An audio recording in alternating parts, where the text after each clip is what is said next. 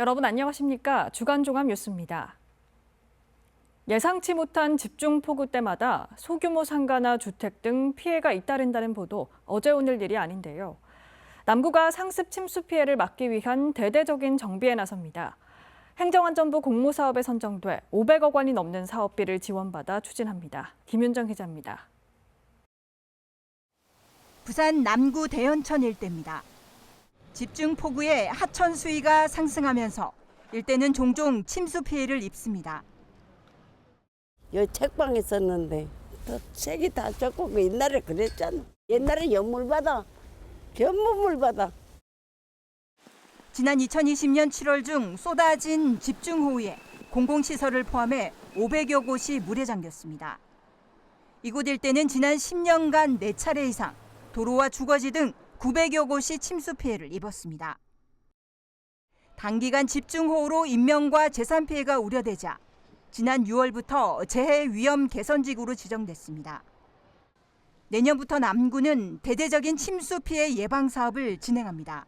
행정안전부 공모에서 총 593억 원을 확보했습니다. 남구 개청 이래 단일 사업 중 가장 큰 규모입니다. 통상적으로 자연 재난에 따른 하천 정비 사업의 신청이 아니라 이번에는 행안부에서 심사를 하는 풍수의 생활권 종합 정비 사업으로 저희들이 신청행기 선정되기 위한 내년도 1년 동안 실시 설계를 완료를 하고 26년에 착공해서 28년에 사업을 준공할 계획입니다. 내년부터 기본 설계를 시작으로 유량 조절을 위한 길이 1200m의 방수로를 신설하고 빗물을 저장할 수 있도록 우수 저류관로와 우수 저류조 설치는 물론 소하천 정비 사업을 펼쳐나갈 계획입니다. 지난 2023년 동천 일대 문현지구 정비 사업 진행에 이어 대연지구까지 남구의 대표적인 침수 위험 지역이 정비됩니다. 이 사업이 된다면 지금까지 일어났던 피해 사례들을 충분히 만회하는 그런 시설물이 되기 때문에 침수 피해를 위한 가장 기초적인 사업이고.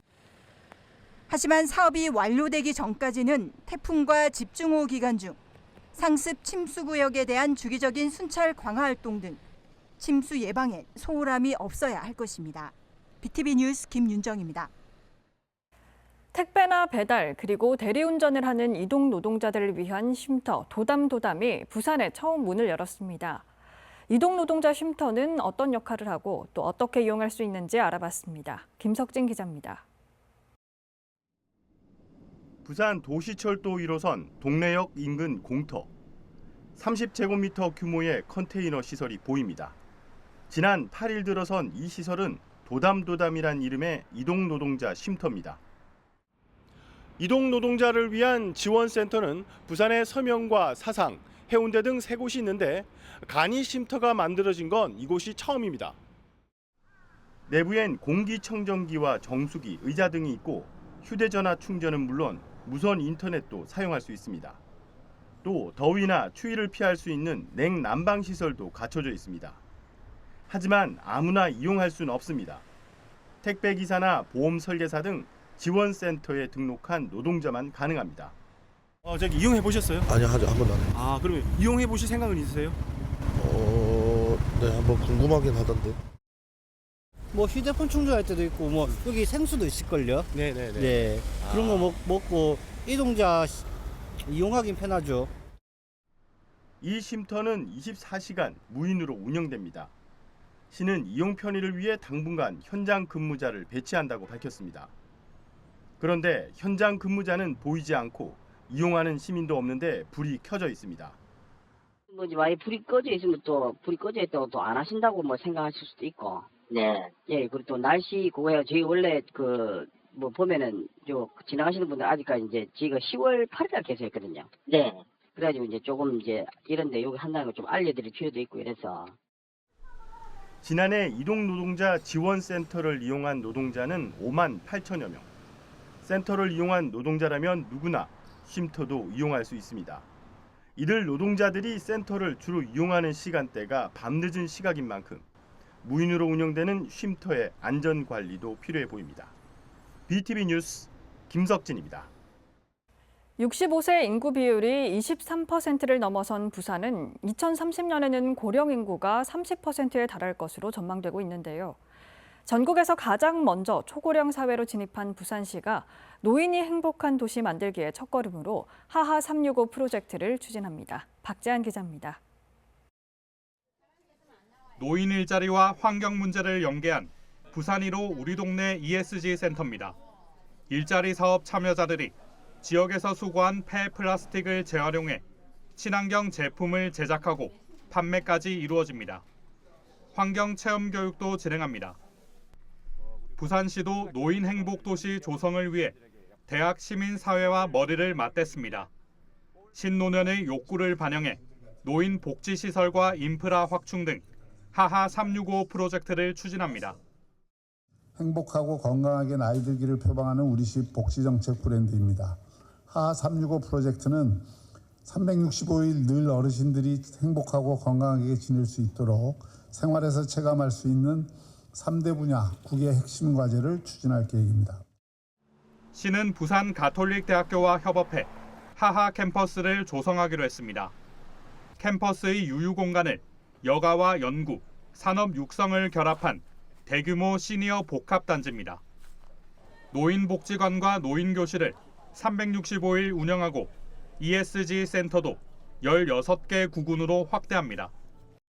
거기에서 실제로 부가가치도 나오고 또 그게 일과 봉사를 연계하기도 하고 또 동네에서 굉장히 중요한 어르신들의 플랫폼 역할도 하기 때문에 그런 이제 다목적 효과를 갖는 ESG 센터 같은 형태, 그게 하하 센터가 됐든 ESG 센터가 됐든 그 또 여러 가지 변형된 혁신적 아이디어들이 많이 나올 수 있습니다. 그런 걸 15분 도시 내에 촘촘히 심는 것을 시는 또 노인들이 살던 집에서 건강하게 생활할 수 있도록 주거 구조를 리모델링하는 부산형 헤비타트 챌린지 사업도 추진하기로 했습니다.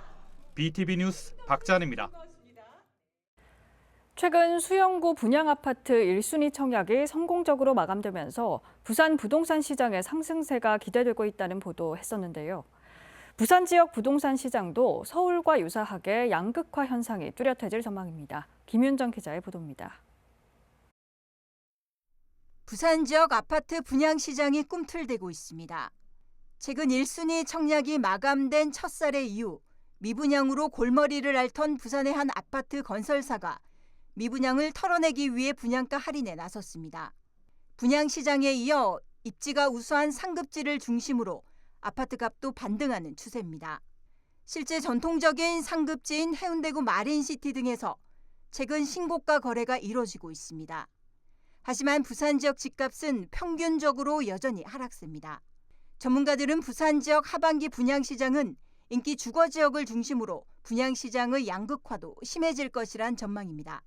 서울 강남의 고분양가 논란에도 불구하고 청약 경쟁률이 높아진 것처럼 부산의 경우에도 인기 주거 지역 경우에는 분양가 상승과 관계없이 이 지역밖에 없다라는 그런 확신을 가진 실수요자나 무주택자들이 적극적으로 청약 경쟁률에 나서면서 높은 청약 경쟁률을 기록하는 반면에 나머지 지역은 고분양가로 인한 청약 경쟁률이 낮아지면서 부산 지역 내에서도 상당한 양극화 현상으로 청약 시장이 진행될 것으로 판단이 됩니다.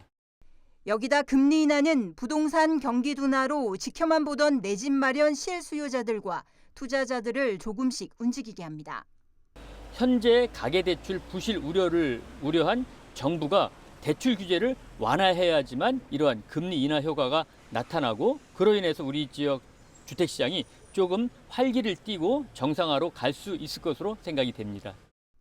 가치가 높다고 판단되는 곳들은 거래나 집값이 회복되는 부동산 양극화 현상이 부산에서도 뚜렷해지고 있습니다.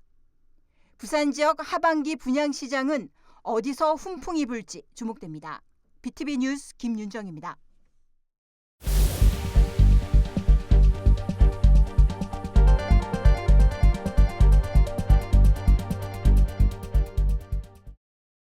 요즘 중장년층을 중심으로 파크골프 인구가 크게 늘고 있습니다. 규칙이 간단하고 많은 장비가 필요하지 않아 누구나 쉽게 접할 수 있는데요. 하지만 늘어나는 이용자에 비해 경기장은 부족한 실정입니다. 강서구는 기존 45홀 파크골프장을 90홀로 2배 확대하고 파크골프 성지로 만들겠다는 포부입니다. 장동원 기자입니다.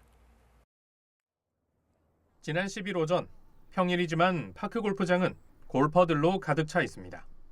강서구 대저생태공원 파크골프장 규모가 지난달 2배 넓어졌습니다. 4만 9천 제곱미터 면적이 10만 제곱미터로 기존 45홀이 90홀로 늘었습니다. 부산 최대 규모입니다. 기존 공원 부지에 새로 잔디를 깔고 코스를 그렸습니다. 주변에 이런 환경 자체가 평화라고 환경이 굉장히 상당히 좋습니다. 다른 데보다는 잔디도 상대 컨디션이 좋습니다. 구장이 넓고 해서 환경적으로는 참 좋고 그다음에 여기는 예약 없이 무료예요. 이 일대는 철새 도래지로 문화재 보호구역으로 지정돼 있지만 하천 점용 허가 승인을 받는 등 행정 절차들을 매듭 지으면서 시설 확장이 추진됐습니다. 이 지역은 하천구역과 문화재 보호구역을 그대로 가져가면서 최소한의 체육시설 설치를 위해서 2가지 행정 절차를 이행해서 전국 파크골프 인구는 50만 명으로 추정되고 있습니다. 부산 파크골프협회 등록 동호인은 약 8천여 명, 비회원을 포함하면 2만 명 이상이 파크골프를 즐기는 것으로 파악됩니다. 특히 장년층 중심이던 것이 최근엔 중년층으로 확대되는 추세입니다. 강서구는 대저생태공원을 파크골프 성지로 만든다는 구상입니다. 중요한 것은 도시철도가 연결돼 있던 겁니다.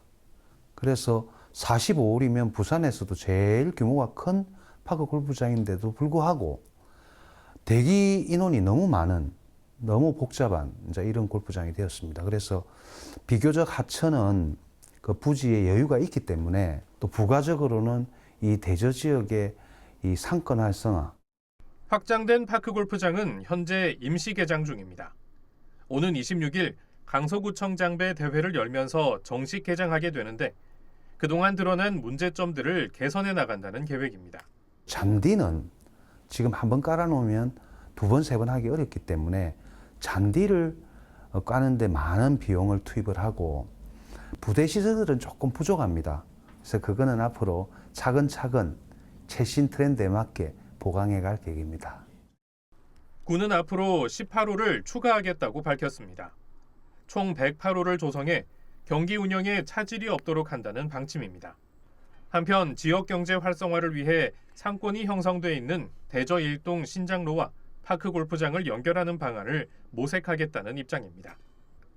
BTV 뉴스 장동원입니다. 앞서 보신 것처럼 강서구는 전국에서 손꼽힐 정도인 90홀 규모의 파크골프장으로 새롭게 단장했습니다. 생활체육 저변 확대도 빠르게 이뤄질 것으로 기대하고 있는데요. 하지만 시설 확대, 이용객 급증과 비례해 시민 불만도 커지고 있다고 합니다. 어떤 이유에서일까요? 이 소식은 박재한 기자가 취재했습니다. 2023년 한 해 대저 파크골프장을 찾은 이용객은 17만 2천여 명, 하루 평균 660명 꼴입니다. 지난달 90홀로 증설 이후에는 하루 1,200여 명으로 급증했습니다. 각 코스마다 차례를 기다리는 동호인들로 장사진을 이룹니다. 이곳이 열린 공간인 만큼 이용객은 점차 늘어나고 있지만 관리상의 허점도 동시에 드러나고 있습니다. 대기 시간이 늘어나면서 시민들의 불만도 터져나옵니다. 대저의 경우 오전은 타 지역민에게 개방하고 오후는 부산 시민으로 한정돼 있지만 확인 절차 등이 없다 보니 사실상 상시 개방 상태입니다. 부산 인근의 지자체에서는 예약제와 요금을 통해 수용 인원을 조절하고 있습니다. 오전에 혼잡할 때 한 보면은 1시간 기다려요. 1시간 기다렸다가 한 월 한 45분 내지 50분 만에 마감하고 또 AP에 나면은 1시간 기다렸다가 또 한 월 치고 이러죠. 부산 시민들 항상 불만이 많죠. 외지에 가면 양산이나 기내 같으면 돈을 받는데 유로로 하고 이러는데 이거는 부산에 전체 유로를 안 하고 그냥 하니까 모든 사람들이 밀리고 혼잡해도 부산 시민들은 그걸 감수하고 불만 있지만 어떻게 하겠어요. 대저 생태공원과 인접해 있는 시설은 72홀 규모의 김해 솔매와 36홀 규모의 양산 황산 파크 골프장이 대표적입니다. 김해의 경우 타 지역민은 일주일 전 온라인 사전 예약을 통해 이용할 수 있고, 양산에서는 타 지역민은 사전 예약과 함께 2배의 요금을 내야 합니다. 관리도 주먹구구식입니다. 부산시는 구장과 이용객 관리를 지역 파크골프협회가 자율적으로 하도록 하고 있습니다. 회원들의 자원봉사로 이용객 관리가 이루어지고 있지만 이에 대한 지원은 전무한 실정입니다. 그 모든 관리가 기본적으로 다 무료 봉사입니다. 우리 회원들이 무료 봉사를 하고 있는데, 지금 아시다시피 시설은 늘어나고 이용자는 늘어나기 때문에 솔직히 우리 그 관리자들의 그런 그 봉사도 한계에 이르렀다 이래 봐집니다.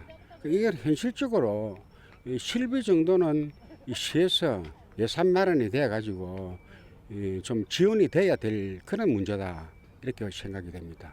이 문제는 체계적으로 외부 사람들을 어느 정도 막을 수 있는 그런 어떤 통제권을 가지고 같이 노력해야 될 문제라고 생각이 됩니다. 이용객이 급증하면서 안전사고도 빈번해지고 있습니다. 이를 예방하고 초보자들을 위한 연습장이나 교육장 등은 갖추질 못했습니다. 지금 이용자가 굉장히 많고 복잡하다 보니까 안전사고가 굉장히 많이 일어나고 있습니다.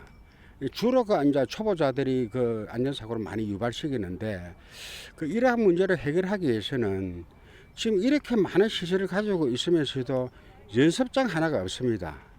이 점은 우리가 부산시에서 꼭 지자체에서 꼭 이것은 빠른 시일 내에 해결이 돼야 될 문제고, 우리 많은 또 파크인들이 또 바라고 있습니다. 시는 무료 시설인 만큼 단속이 어렵다는 입장입니다. 현재 파크 골프장 시설 이용에 관한 용역을 추진하고 있다며 통합 예약 시스템 도입과 연습장 설치 등을 검토하기로 했습니다.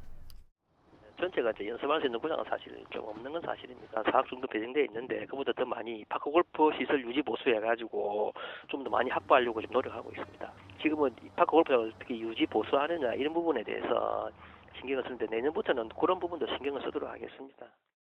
전국 지자체마다 파크 골프장 짓기에 나서고 있는 가운데 늘어나는 시설과 이용객만큼 이를 유지해 나갈 수 있는 운영 기준 마련이 필요해 보입니다. BTV 뉴스 박찬입니다.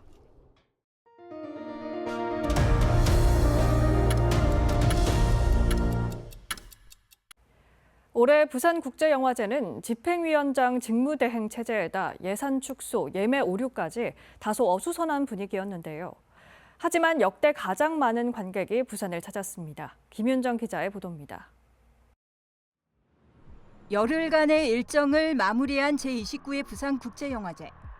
이번 영화제는 7개 극장 28개 스크린에서 영화를 상영했고 14만 5,200여 명이 영화를 관람해 좌석 점유율이 84%를 기록했습니다. 역대 가장 많은 관객이 부산을 찾았습니다. 개막작 전란으로 시작해 오픈 토크와 야외 무대 인사, 마스터 클래스와 스페셜 토크 등 총 46건의 이벤트와 300건 넘게 영화인과 관객이 만남을 가졌습니다. 올해 그 영화제를 빛낸 국내의 영화 감독과 배우를 말씀드리면 올해 아시아 영화인상을 수상했던 구로사와 기요시 감독님, 그다음에 특별전과 마스터 클래스까지 참석하셨던 미겔 고메제 감독님을 비롯해서 파트리시아 마주이 감독님, 허와나 감독님, 네오스 가락스 감독님, 지아장코 감독님까지 세계의 거장 감독님들이 부산을 방문해 주셨고요. 또 바다 위와 일몰 야경 명소, 공항 등 지역 구석구석까지 영화제를 확장한 동네방네 비프와 관객이 만드는 영화축제인 커뮤니티 비프도 잦은 비와 강풍 등 우여곡절에도 취소 없이 진행됐습니다. 또 영화 콘텐츠 시장인 아시아 콘텐츠 필름 마켓은 52개국에서 2,600여 명이 참가했고 26,400여 명이 방문해 역대 최대 성과를 거뒀습니다. 특히 이제 AI 컨퍼런스는 매우 신선하고 혁신적이다. 새로운 에너지를 느낄 수 있었다라고 좋은 호평을. 돌아가야 되나요? 이번 영화제에서 아시아 신인 감독의 작품에 주는 유커런트 상은 박유웅 감독의 아침바다 갈매기와 태마오 나인 감독의 침묵의 외침이 받았습니다. 고 김지석 부산국제영화제 프로그래머를 기리며 만든 지석상은 리마다스 감독의 빌리지 락스타 2와 린슈이 감독의 옌과 아이리 모녀 이야기가 각각 차지했습니다. Poetic expression of everyday life, showing the harmony between the nature and mankind through the struggles and gaze of a young girl. 다만 시스템 예매 오류로 온라인 예매 불편을 겪었던 점은 이번 영화제 5개 티로 남았습니다. 한편 30주년을 맞는 내년 부산국제영화제는 아시아 최고의 영화를 뽑는 경쟁 부분이 신설됩니다. 큰 변화는 경쟁 부분 신설입니다. 이게 굉장히 영화제를 다이나믹하게 끌어갈 수 있을 거라 예상이 되고, 또 영화제가 초반에 이렇게 몰렸다가 후반에 가서 이렇게 좀 저조해지는 현상도 아마 전체적으로 극복이 될 거라고. 또 내년 부산국제영화제는 추석과 전국체전 등 일정을 고려해 9월 17일부터 열흘 동안 개최될 계획입니다. BTV 뉴스 김윤정입니다. 부산 지역 휘발유 가격이 지난달에 이어 10월에도 리터당 평균 1,500원대를 이어가고 있는데요. 하지만 국제유가 급등과 중동의 지정학적 위험이 맞물리면서 국내 유가가 상승세로 돌아설 가능성이 커지고 있습니다. 박철우 기자입니다. 부산의 한 주유소.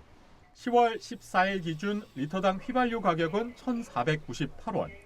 주변에 밀집한 주유소와 경쟁을 펼치다 보니 평균 가격보다 70원 정도 저렴합니다. 덕분에 운전자들의 부담도 조금은 줄었습니다. 기름값이 아무래도 10원이 좀 민감하니까 아무래도 좀 살짝 멀어도 이제 주유소를 좀 찾게 되죠. 좀 싼 주유소 조금 더 그렇게 찾고 있습니다. 경유 가격도 급격한 변동은 없었습니다.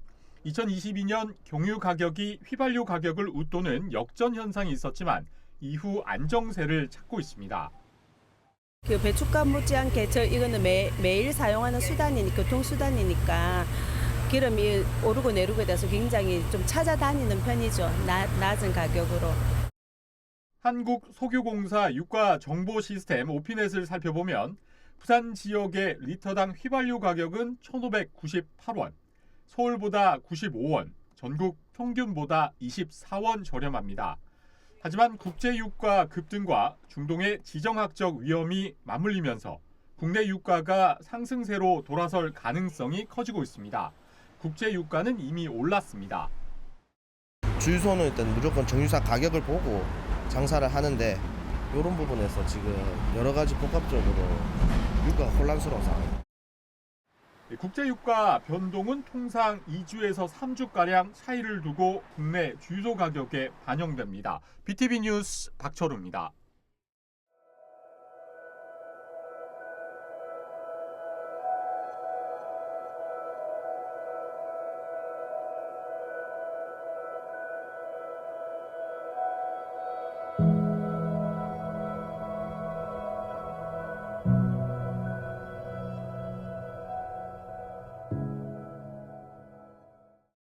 이상으로 주간 종합 뉴스를 마칩니다. 시청해주신 여러분 고맙습니다.